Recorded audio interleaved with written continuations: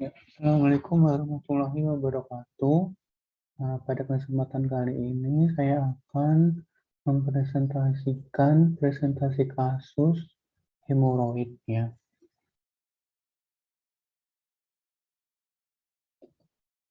Dari identitas pasiennya atas nama Nyonya TH, usia 31 tahun, pekerjaannya karyawan pabrik, pendidikan terakhirnya SLTP, statusnya menikah, agama Islam, suku bangsanya Jawa, alamatnya di Wijirejo, Pandak, Bantul.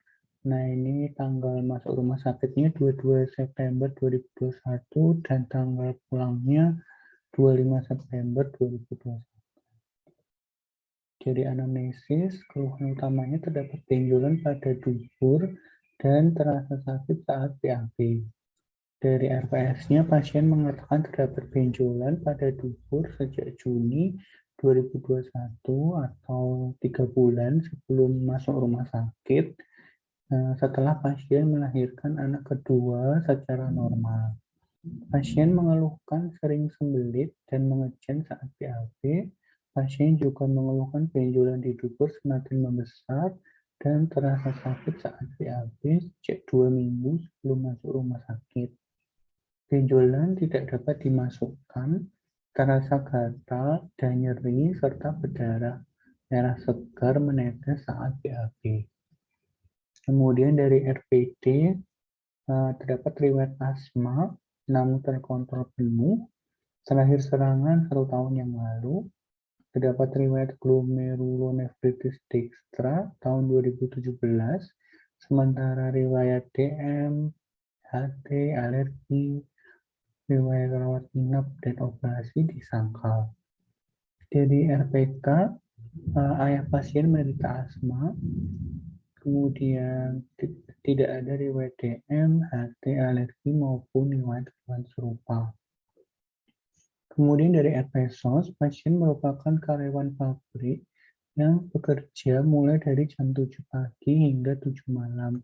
Dan selama bekerja itu dominan posisinya duduk. Nah, dengan jeda istirahat, sholat, makan hanya sekitar 20 menit. Pasien mengatakan jarang minum air putih, juga jarang makan sayur dan buah.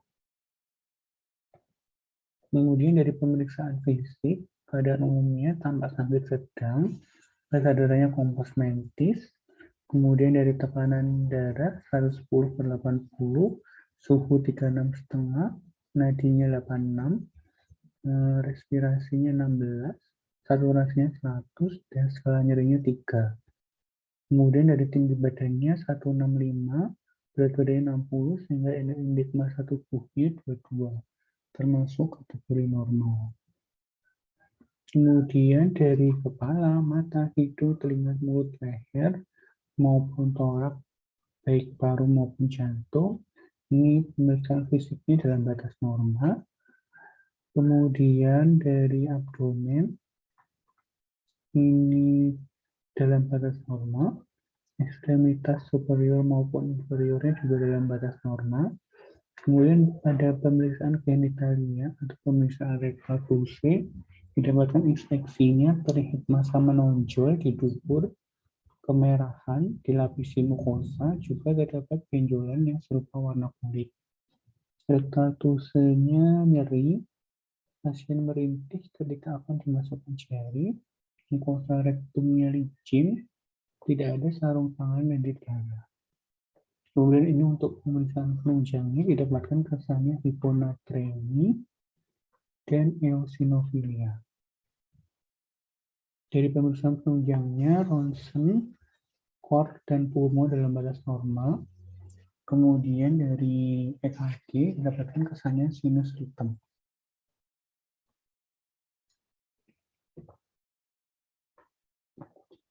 Diagnosisnya hemoroid internal grade 4 dan eksternal.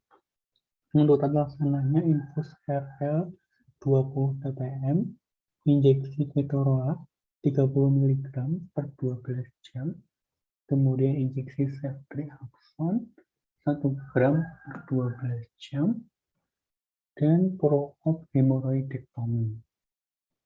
Ya, ini untuk diagnosis findingnya, yaitu fistula anal, prolaps rectum, kanker kolorektal, dan inflammatory bowel disease.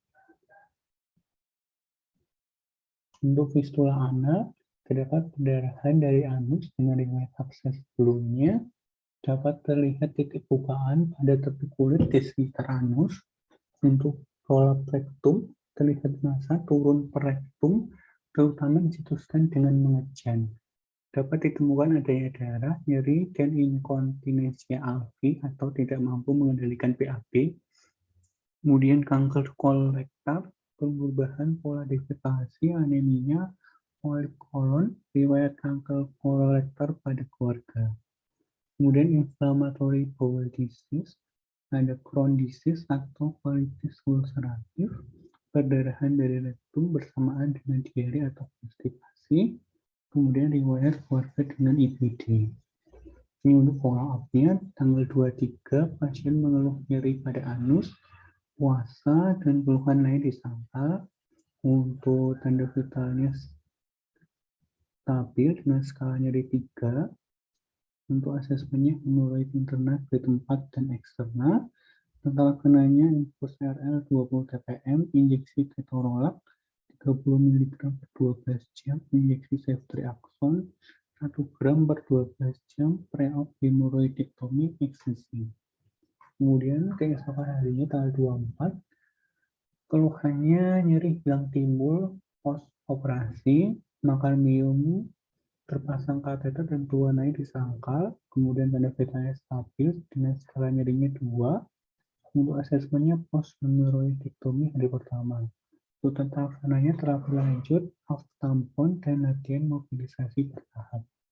Kemudian keesokan harinya tanggal 25, mengeluhkan nyeri berkurang, makan minum, mau, kateter sudah dilepas semalam jam 19, keluhan lainnya di sangkal. Untuk tanda vitalnya stabil ini dengan skala nyerinya 1. Untuk asesmennya post hemoroidektomi hari kedua.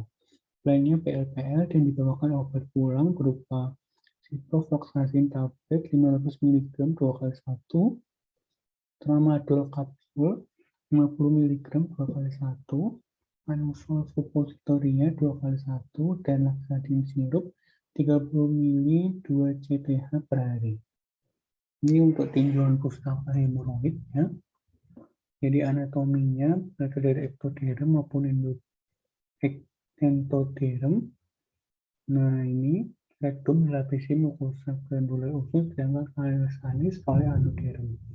Kanalis salis dan kulit luar ini termasuk yang somatik sehingga bisa merasakan nyeri, dengan mukosa dalam termasuk otonom sehingga gejala nyerinya tidak dominan atau bahkan tidak ada.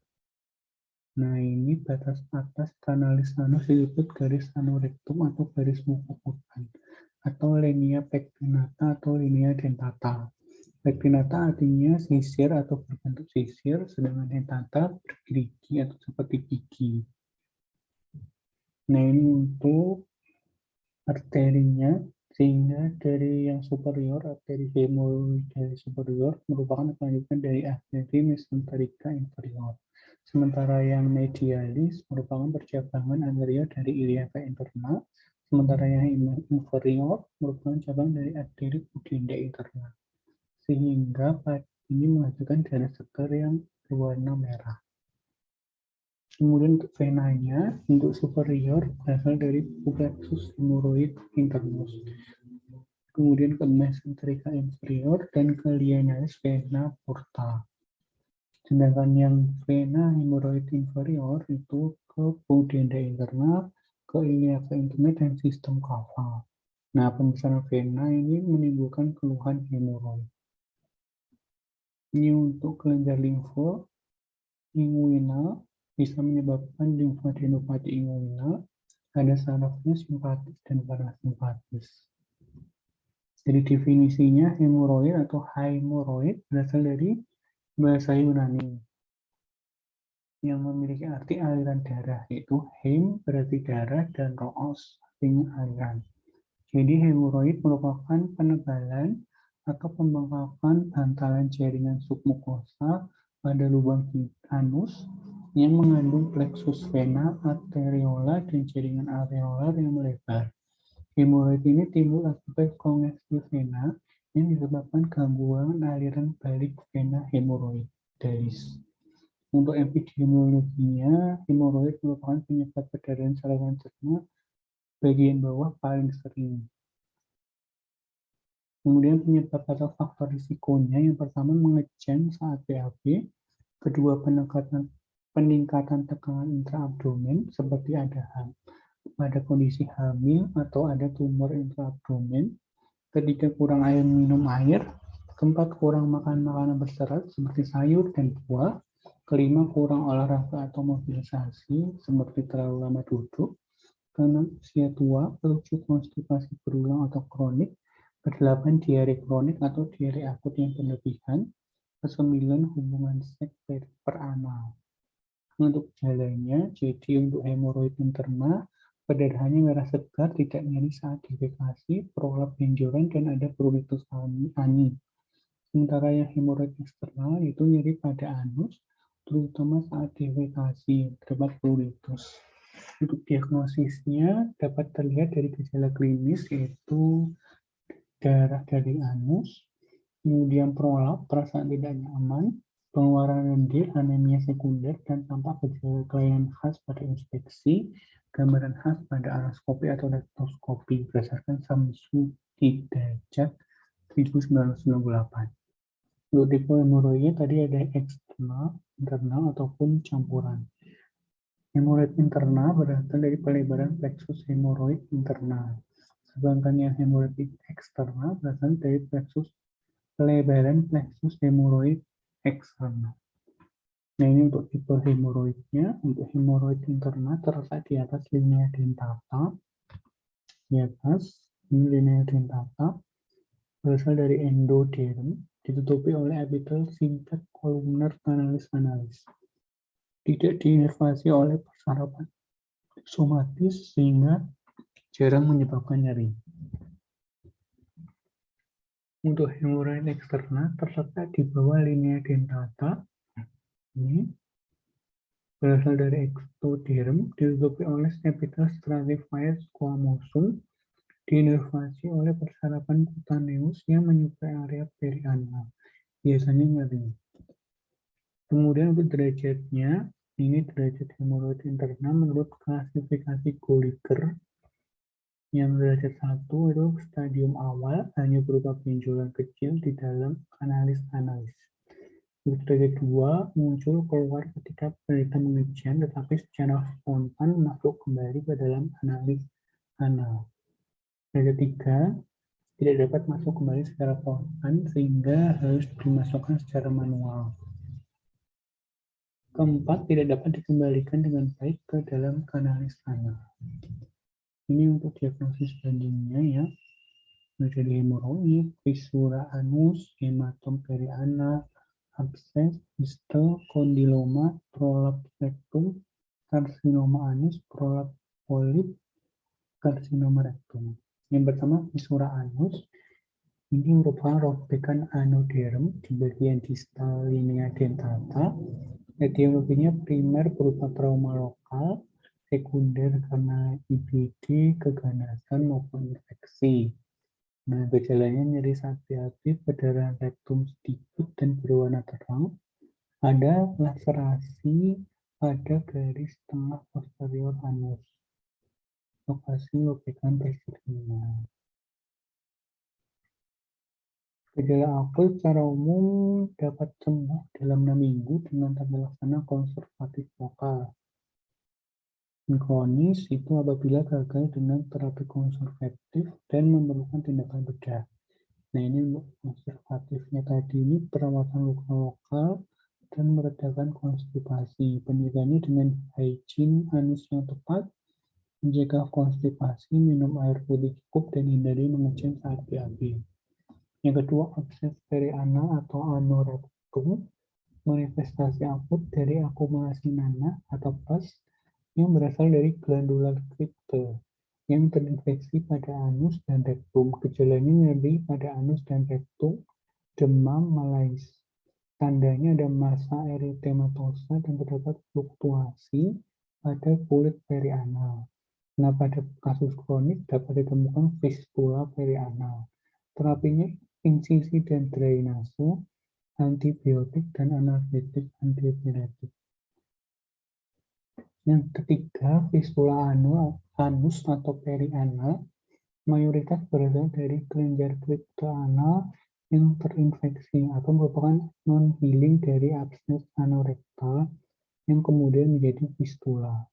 Gejalanya nyeri rektum intermiten ketika BAB, duduk maupun beraktivitas. Tandanya itu kulit perianal ekskoriasi dan terinflamasi, bukaan eksternal fistula atau indurasi apabila bukaan eksternal inkomplit. Terapinya ada fistulotomi maupun fistulektomi.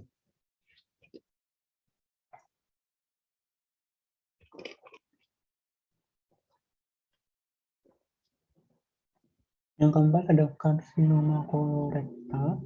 Ini merupakan keganasan pada kolon dan rektum yang terletak antara valvula ileosekal sampai dengan kanalis anus. Merupakan keganasan tersering pada saluran cerna dan tersering ketiga pada semua jenis kanker. Jenis terbanyak yaitu adenokarsinoma. Pemeriksaan penunjang berupa HB atau kemudian FOBT, CEA itu kadar normalnya kurang dari 2,5. Pemeriksaan penunjang lainnya berupa CIL, barium enema, ditemukan filling defect, apple core appearance. Terapinya kolonoskopi ditambah biopsi ya. Yang kelima proktitis, yaitu inflamasi mukosa rektal. Penyebabnya penyakit menular seksual melalui hubungan seks peranal atau misalkan efek samping terapi antibiotik maupun radiasi. Mikroorganismenya Neisseria gonorrhoeae, Chlamydia trachomatis, Treponema pallidum, HSP. Gejala dan tandanya ada edema mukosa, ulcerasi, discharge mukopurulen, mukopus, mukus dentus, lumen rectum, perdarahan anorektal, tenesmus, konstipasi, rectal fullness atau defekasi incomplete. Ini yang keenam prolap rektum. Prolap atau prosidensia rektum merupakan keluar atau turunnya seluruh dinding rektum melewati kanalis anus. Pada anak ditemukan sebagai kelainan bawaan atau karena kebiasaan menahan fesesnya. Pada dewasa akibat kurangnya daya tahan jaringan penyokong rektum yang biasanya disertai peningkatan tekanan intraabdomen. Kadang disebabkan oleh cedera otot puborektalis atau paralisis otot panggul. Gambaran klinisnya, jika prolap mukosa rektum masih kecil, dapat masuk kembali tanpa menimbulkan nyeri. Semakin besar, maka semakin sukar untuk melakukan reposisi dan akan menimbulkan edem, nyeri, dan seringkali berdarah. Perlu dilakukan endoskopi dan atau ronsen untuk menyingkirkan penyakit atau kelainan kolon. Terapinya itu diet berserat, latihan otot dasar panggul, bedah laparotomi atau melalui perineum. Rektopeksia, sigmoidektomi, rektosigmoidektomi. Yang ketujuh, inflammatory bowel disease. Untuk gold standarnya itu endoskopi dan biopsi untuk melihat adanya inflamasi, lokasi, keparahan, dan mendapatkan biopsi untuk melakukan diagnosis, juga untuk memonitor terapi. Nah, IBD ini ada dua kondisi, yaitu Crohn's disease maupun colitis ulceratif. Pada Crohn's disease, lokasinya di ileosekal, kemudian ada stipulation, transmural, diare berdarah, dan nyeri kolik, komplikasinya fistula. Gambaran khasnya pada X-ray terdapat string sign, kemudian endoskopinya terdapat cobblestone. Histopatologinya terdapat abses kripta. Dari colitis ulceratif, lokasinya di rektum, kontinu ke arah proksimal dan merupakan submukosa, diare berdarah dan nyeri kolik, toksik metakolon. Untuk khasnya ini adalah lipat kolon. Kemudian dari endoskopi terdapat pseudopolip. Tata laksananya dietary dan lifestyle modification itu pada semua derajat ya.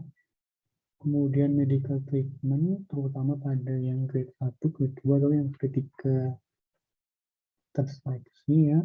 Untuk non-operatifnya bisa dilakukan skleroterapi, infrared coagulation, radiofrequency ablation, rubber band ligation. Untuk operatifnya ini ada application, DGHL, hemorrhoidectomy, step hemorrhoidopexy. Nah, ini untuk medikamentosnya ada topikal maupun sistemik. Untuk indikasi operasinya, gatal yang menetap pada anus, rasa nyeri, pengumpulan darah, dan infeksi.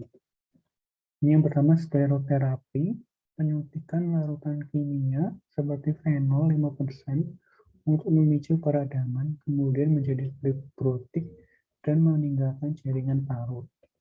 Ini untuk rubber band terapi, melakukan ligase atau pengikatan keliling menggunakan karet gelang dengan bantuan anuskop, kemudian hemoroid ditarik dengan ligator khusus, kemudian diikat karet gelang dan terjadi iskemia.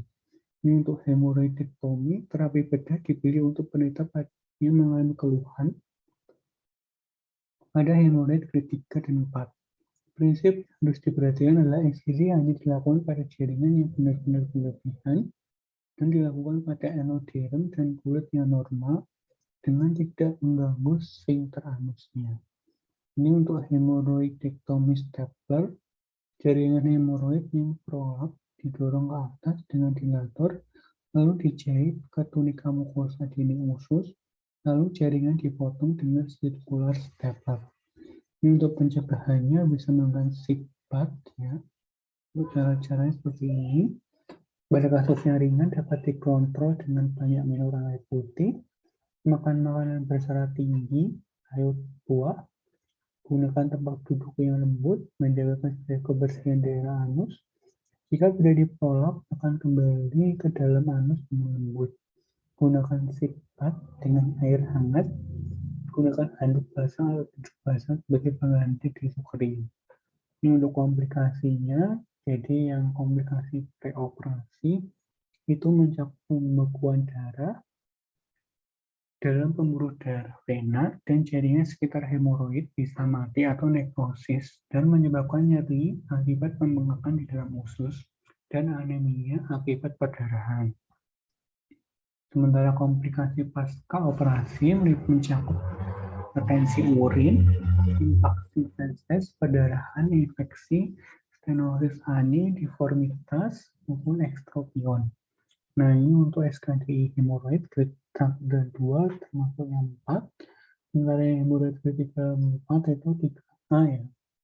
Jadi kriteria rujukannya kalau yang pertama identifikasi hemoroid apakah termasuk yang grade berapa.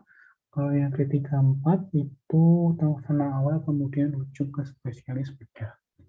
Untuk prognosisnya, pasien yang menjalani terapi konservatif memiliki kemungkinan sembuh total atau rekurensi. Pasien yang diterapi dengan rubber band ligation dapat berlanjut menjalani operasi eksisi sekitar 10%.